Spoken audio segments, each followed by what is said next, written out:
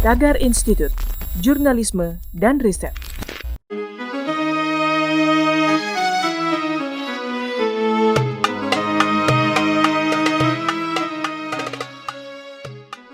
Halo Tagarians, para penonton Tagar TV dan juga pembaca Tagar ID, ketemu lagi sama saya Kori Olivia. Hari ini saya ingin membacakan kisah pilihan redaktur Tagar tentang Nabi Ibrahim alaihissalam. Nabi Ibrahim lahir di zaman kerajaan yang dipimpin Raja Namrud, yang saat itu memberlakukan peraturan bayi laki-laki harus dibunuh. Oleh karenanya, ibunda Nabi Ibrahim mengasingkannya ke sebuah gua di dalam hutan yang tidak mungkin diketahui orang-orang.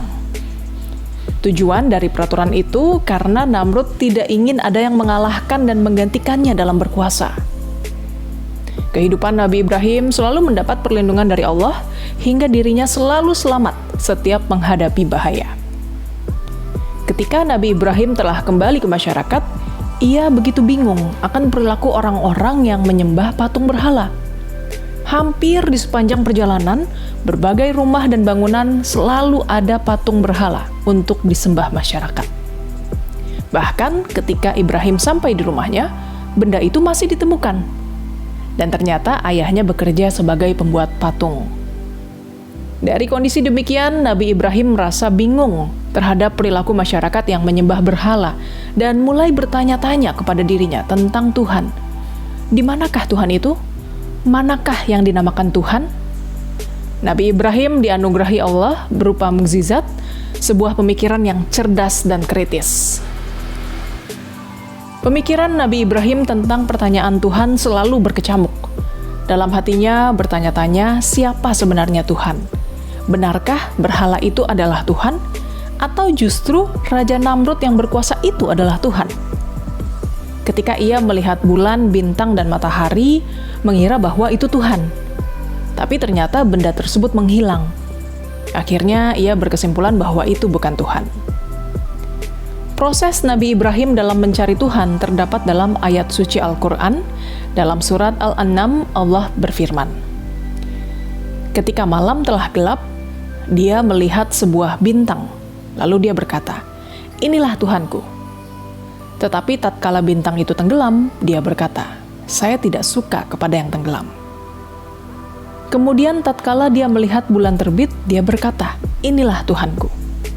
Tetapi setelah melihat bulan itu terbenam, dia berkata, 'Sesungguhnya jika Tuhanku tidak memberi petunjuk kepadaku, pastilah aku termasuk orang yang sesat.' Kemudian tatkala ia melihat matahari terbit, dia berkata, 'Inilah Tuhanku, ini yang lebih besar.' Maka tatkala matahari itu terbenam, dia berkata, 'Hai kaumku, sesungguhnya aku berlepas diri dari apa yang kamu persekutukan.'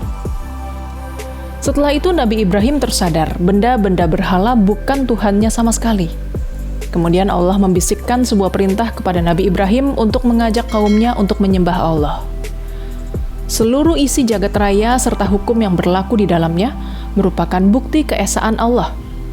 Maka Nabi Ibrahim meyakini bahwa Tuhan hanyalah Allah.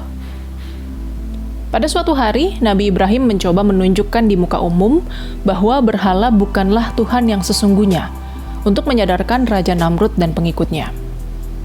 Nabi Ibrahim menjalankan aksinya saat Raja Namrud bepergian keluar kota dengan sebagian besar pengikutnya. Kemudian ia menghancurkan semua berhala di wilayah Namrud kecuali berhala yang paling besar. Raja Namrud yang tiba di wilayahnya bersama sebagian besar pengikutnya sungguh terkejut dan marah besar. Lantas ia mencari, siapakah dalang dari kerusakan berhala-berhalanya? Salah satu pengikutnya yang tidak mengikuti perjalanan keluar kota melihat aksi Nabi Ibrahim. Kejadian tersebut dilaporkan kepada Raja Namrud bahwa Nabi Ibrahim pelaku kerusakan berhala tersebut. Raja Namrud marah sejadi-jadinya dan memerintahkan Nabi Ibrahim untuk menghadap kepadanya. Pada saat Nabi Ibrahim menghadap Raja Namrud, terjadilah percakapan sehingga membuat pengikut Raja Namrud menjadi tersadar dan berpikir jernih. Percakapannya seperti ini, "Wahai Ibrahim, bukankah engkau yang telah menghancurkan berhala-berhala ini?" "Bukan," kata Ibrahim. Raja Namrud berkata lagi, "Lalu siapa lagi kalau bukan engkau? Bukankah kau berada di sini saat kami pergi dan bukankah engkau membenci berhala-berhala ini?" Nabi Ibrahim menjawab, "Iya, tapi bukan aku yang menghancurkan berhala-berhala itu. Aku pikir berhala besar itulah yang menghancurkannya. Bukankah kampaknya masih berada di lehernya?" Kemudian Raja Namrud menjawab, "Mana mungkin patung berhala dapat berbuat semacam itu?" Mendengar hal itu dengan tegas, Nabi Ibrahim berkata, "Kalau begitu, kenapa engkau menyembah berhala yang tidak dapat berbuat apa-apa?" Begitu pintar dan cerdiknya Nabi Ibrahim menjawab segala pertanyaan Raja Namrud, sembari menunjukkan kepada sebagian besar pengikutnya.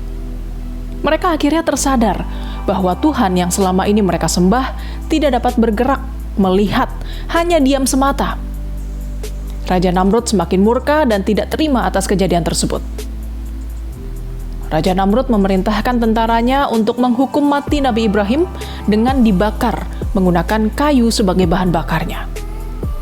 Namun, Allah kembali memberikan mukjizat kepada Nabi Ibrahim dan masih utuh hingga padamnya api. Melihat Nabi Ibrahim dibakar hidup-hidup, Raja Namrud dan para pengikutnya tertawa, merasa sangat lega dan puas.